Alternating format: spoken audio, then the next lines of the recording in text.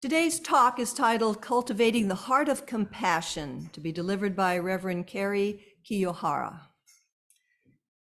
Reverend Kerry Kiyohara is resident minister of Makawao Buddhist Temple on Maui, serving Honpa Honganji Mission of Hawaii. Kerry previously worked as a corporate executive, consultant, and writer in Los Angeles, Tokyo, Beijing, Shanghai, and Honolulu. Kerry graduated with BA and MBA degrees from the University of Southern California. Kerry speaks American English natively, fluent professional Japanese, basic Spanish, survival Chinese, but struggles daily with Hawaiian Creole English. Dakain Pidgin, yeah? Kerry is married to Mimi, and they are delighted to be grandparents of an 11-year-old granddaughter and a 3-year-old grandson. Reverend Kerry, we're ready for you. Aloha, and your pigeon is better than mine, thank you. I'd like to begin. Let's share a moment of silence to reflect upon what we have all lost in the Maui wildfires. Let us share the burden of the immense grief and sorrow of the people who have lost loved ones, cherished homes, and treasured communities. Let us aspire to be a compassionate presence for the family and friends of those people who have gone forth before us, and the family and friends of those people who remain unaccounted for. Let us all join our hands together as we help each other to recover and rebuild Maui. Let us be grateful for this moment of this day of an unrepeatable life. Nam Mô Amida Butsu, Nam Mô Amida Butsu. Aloha, technically it'd be aloha kakahi aka, good morning. Ohayou gozaimasu in Japanese, zao sheng hao in Mandarin Chinese, and I believe what buenos dias in Spanish. So I'm just showing off that if you are born and raised in Los Angeles, you learn all kinds of interesting things. As the impact of the wildfires on Maui becomes clearer every day, we experience a real and human response.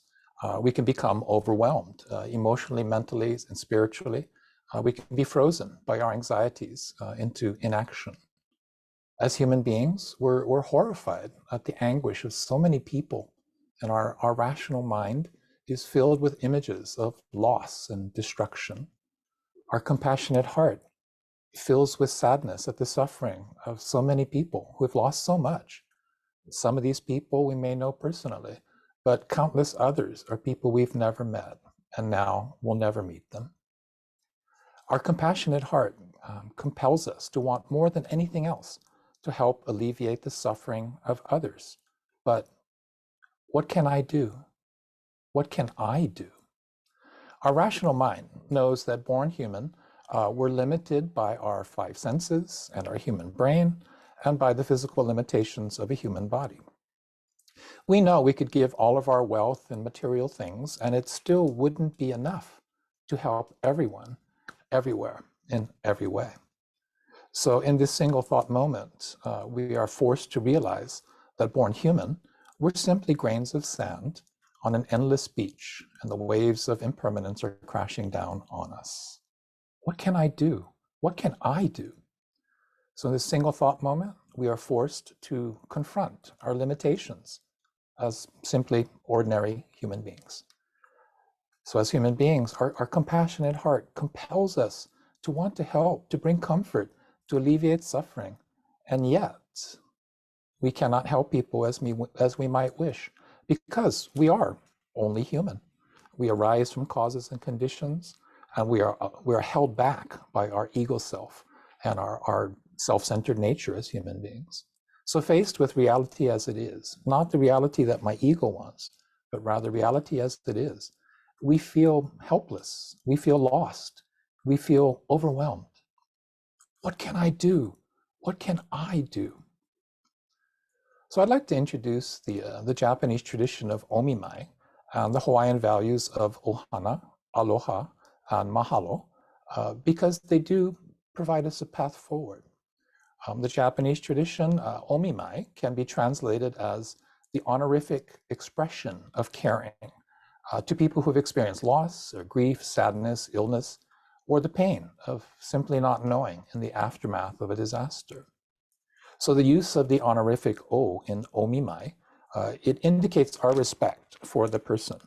It reflects our debt of gratitude to that person and emphasizes our caring for that person. So in Japan, omimai can take many forms. If the person's in the hospital or recovering at home, one might visit that person, bringing a small gift, maybe fresh fruits or flowers. You sit with them, you talk story, you sit and chat with them, and you offer to help the family members in any way you can.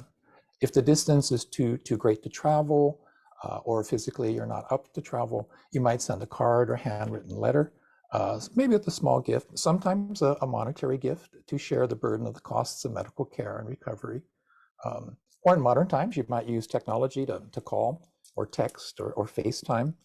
You might ask a family member or a mutual friend to convey your omimai, right, on your behalf to that person. So the important thing about omimai is you make the effort to offer an expression of caring to the people in your life. So the form is no real consequence. I mean, how you do it or the gift or whatever, that's more Japanese culture than anything else. The important thing is you make the effort to offer this expression of caring to people in your life. And it's this cultural value of omimai, this expression of caring. It also applies to corporations and businesses and institutions. So corporations and businesses will offer omimai to employees, their clients and customers. Organizations will offer omimai to members. Temple communities, church communities, faith communities offer omimai to the sangha, to their congregations, including the members and friends and the local community. So understanding this Japanese tradition of omimai, it guides us to making the effort to express our caring. So from a Buddhist perspective, the key insight of omimai is that the expression of caring, it brings our compassionate hearts and our rational minds back into balance because we reconnect with the people in our lives. So it's in this moment of reconnection that we truly grasp the interconnectedness and interdependence of all life, the truth of non-self, as the Buddha taught, that it's not about me. Life, this world, this reality, it's not about me. It's not about my ego, M-E, my ego. It's not about me. We begin to truly appreciate the preciousness of this unrepeatable life and our connection with all life. So the act of expressing our caring, it offers hope for people suffering loss in the Maui wildfires, because when you've lost everything, knowing without a doubt that people care about you, this can be the first step to rebuilding one's life. You don't have to be Japanese, you don't have to be Buddhist, you don't have to change anything. You can just accept and be your authentic human self. Aspirations and limitations, right? Ideals and reality. You can take action, right, to omimai. You can take action. You can make the effort to express caring.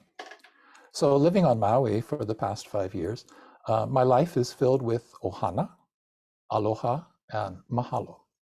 And these traditional Hawaiian values provide guidance during these extraordinary times. So ohana is the Hawaiian word, the Hawaiian concept of family, community, all people, and all forms of life in oneness. So like Buddhists, Hawaiians truly understand and respect the interconnected and interdependent existence of all people and all forms of life. Everyone is ohana, not just your family or relatives or friends or communities, but all people and all forms of life. They are your ohana. You exist because of them, and they exist for you. So once you accept that all people and all forms of life are your ohana, they're your family. Aloha is the unconditional love for all people and all forms of life. So if you have ohana, you have aloha. You have this unconditional love. So when you're brought to truly see that all people and all forms of life are ohana, they're your ohana. When you see all people and all forms of life as your ohana, then unconditional love of all people and all forms of life, aloha, it flows through you, from you to others. And it may take the form of a friendly shaka. Did you know that depending on the island, the shaka might face this way or it might face this way? Oahu, apparently it's this way. So when I was in Honolulu, everyone was like, hey, shaka, you know. And then you come here and everyone's much more, hey, shaka, you know. So anyway, there's differences by island, which this LA boy was surprised at.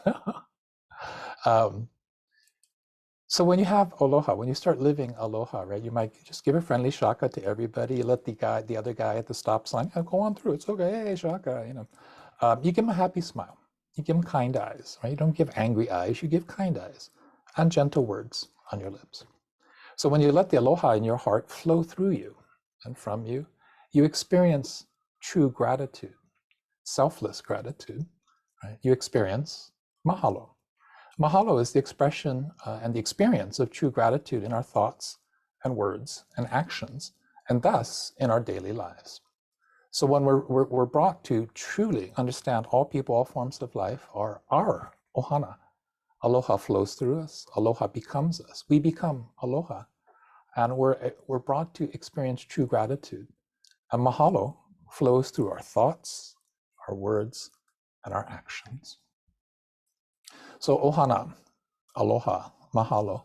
I have been completely awed and inspired by these Hawaiian values in action in the aftermath of the wildfires in Lahaina and upcountry Maui. We're located in upcountry Maui. So before the county and state and federal governments were able to mobilize, before the relief agencies arrived, the local people and local communities immediately started helping each other because we are ohana, we are one. So neighbors were helping neighbors to evacuate and search for loved ones and pets and for farm animals.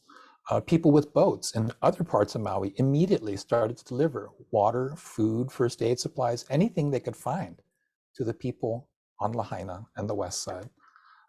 People formed lines extending, from the beaches into the water to the boats, passing boxes from hand to hand to these ad hoc distribution hubs. During the first 4 days, these ad hoc distribution hubs were the way people survived because it takes time for the government to respond. I mean, we understand this, right? It's going to take some time for the full response to come into play. Restaurants, food trucks, churches, community organizations, they opened their doors and did what they could to help in any way they could. People opened their homes, churches, and temples. They opened up the facilities. The food trucks and restaurants started cooking and serving everyone's, sharing whatever they had. Here at Makua Honganji, in upcountry Maui, the young people of our Cub Scout pack and scout troops immediately, from day one, started to organize to help support upcountry evacuation centers and displaced families. And these are efforts that continue today. Our temple members cooked and prepared all kinds of comfort food, spam musubi, which being from Los Angeles, we go, spam musubi, ooh. But believe me, here in Hawaii, spam musubi, which is a piece of spam on top of a rice ball, maybe wrapped with the nori seaweed, it's a thing.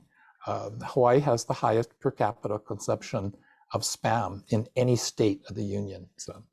So if you've been displaced and you're just going crazy, someone says, "Hey, would you like that kind, spam musubi?" And everyone goes, "Oh, thanks, bro." And it's comfort food. So I was surprised because suddenly the kitchen is open at 5:30 in the morning and people are cooking stuff.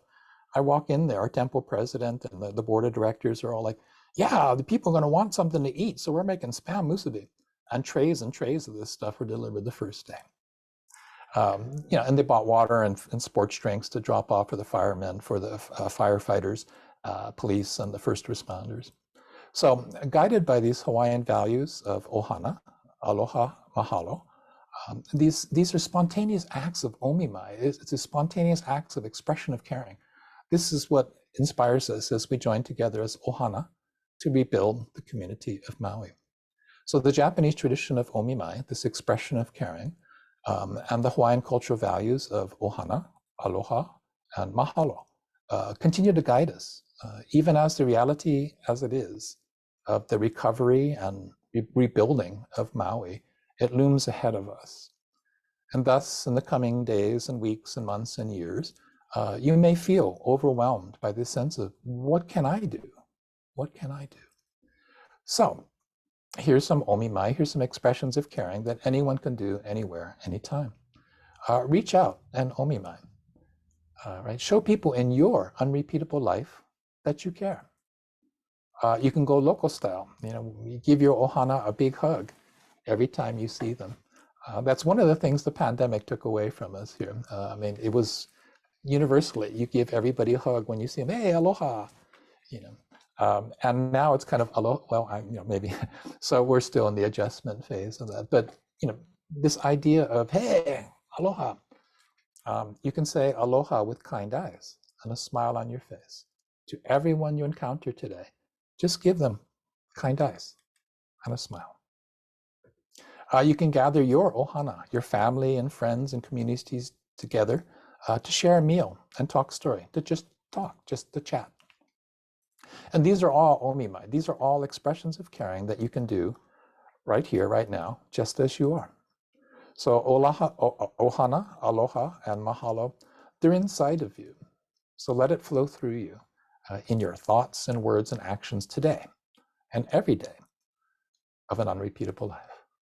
In the Jodo Shinshu, Honganji tradition of Buddhism, we express our joy and gratitude for this unrepeatable life and our connection with all life by putting our palms together in gasho or anjali.